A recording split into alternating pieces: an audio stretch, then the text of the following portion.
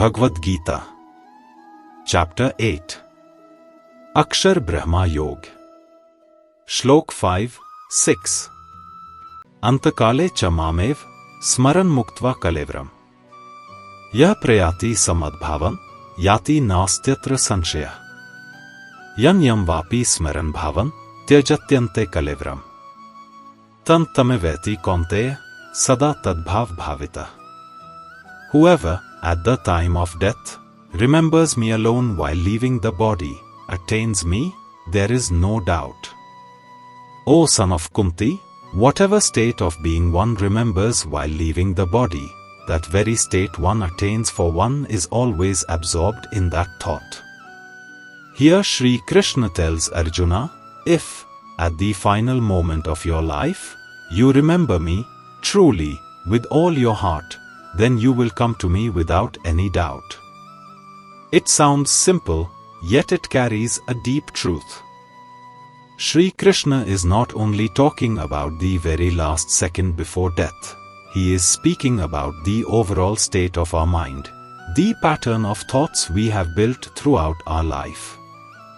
Because in the final moment, the mind naturally turns toward whatever we have loved, desired, or lived for the most. If someone has spent their life chasing wealth or status, their thoughts will go there. If one has lived in fear, anger, or attachment, those emotions will arise. But if person has lived with remembrance of the divine, with love, surrender, and faith, then at that final moment, their heart will effortlessly turn toward God. Sri Krishna is gently saying, live in such way that remembering me becomes natural. It's not about forcing your mind to think of God at the end.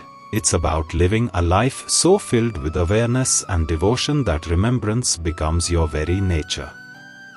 Then Sri Krishna says, at the time of death, whatever occupies your mind, whatever you have most deeply identified with, that is what you become.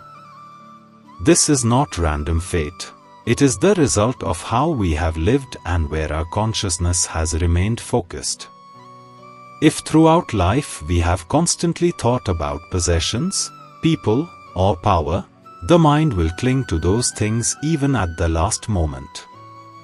But if we have filled our thoughts with love, peace, and devotion to God, then that remembrance will lift the soul toward the divine. The final moment is not separate from the rest of life, it is simply the last note in a long song. Whatever melody we have practiced day after day is the one that will play when the song ends. Sri Krishna's message here is very practical. If we want our final thought to be divine, our everyday thoughts must begin to move in that direction. We cannot live a life of restlessness and expect peace at the end.